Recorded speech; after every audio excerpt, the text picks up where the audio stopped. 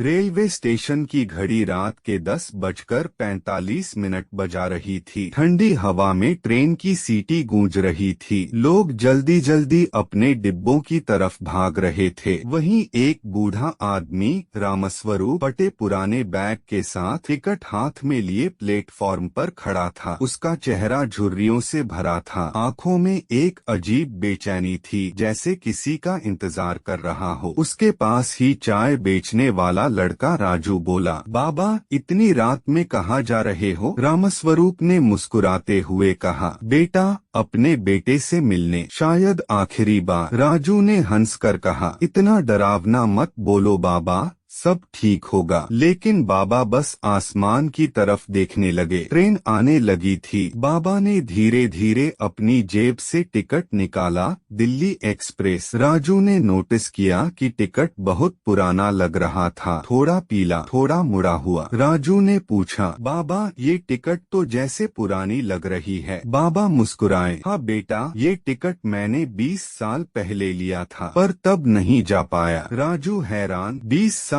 पहले? लेकिन अब क्यों? बाबा बोले, क्योंकि अब मेरा बेटा खुद रेलवे में बड़ा अफसर है और उसने आज कहा कि आ जाओ, बहुत दिन हो गए मिलते हुए। राजू की आंखें चमक उठीं। वाह बाबा, तो फिर जल्दी जाइए, कहीं ट्रेन छूट न जाए। ट्रेन प्लेटफॉर्म पर आ गई। लोगों की भीड़, शोर, हॉर्न सब मिलकर एक अजीब सी आवाज बना रहे थे। रामस्वरूप ने धीरे से अपनी लाठी उठाई, बैग कंधे पर डाला और ट्रेन के दरवाजे की ओर बढ़े। राजू ने उनकी मदद की। बाबा ने ट्रेन में चढ़ने से पहले राजू से कहा, बेटा ये 10 रुपए रखो, चाय पियो। राजू ने मना किया, नहीं बाबा, मैं नहीं लूंगा। बाबा ने मुस्कुराकर कहा, ले ले, शायद फिर कभी मुलाकात न हो। राजू ने अनजाने में पैसे ले लिए और बाबा ट्रेन में बैठ गए। ट्रेन धीरे धीरे प्लेटफॉर्म छोड़ने लगी। राजू स्टेशन के किनारे खड़ा होकर हाथ हिला रहा था। बाबा खिड़की से मुस्कुरा रहे थे। ट्रेन रात में गायब हो गई। अगले दिन सुबह राजू चाय बना रहा था, तभी स्टेशन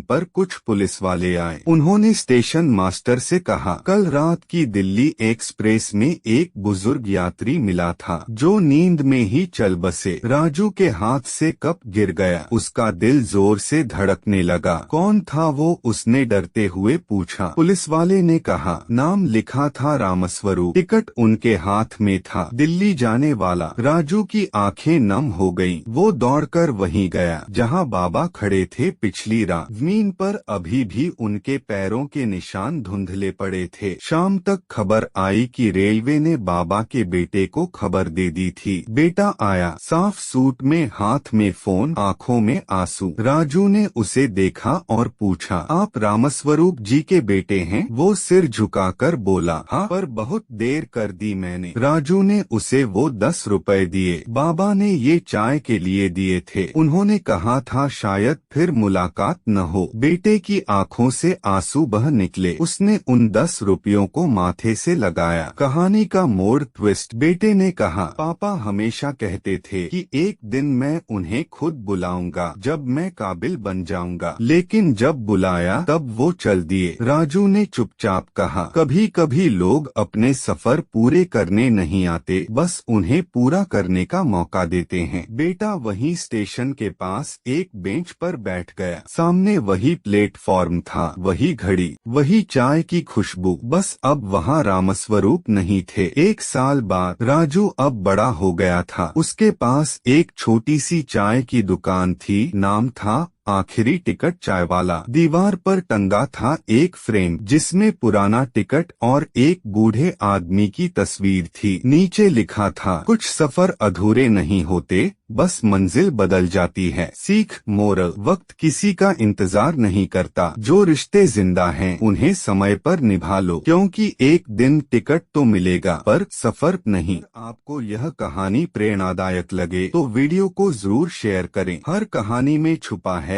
एक सबक। जुड़िए कृष्णवेस एआई के साथ।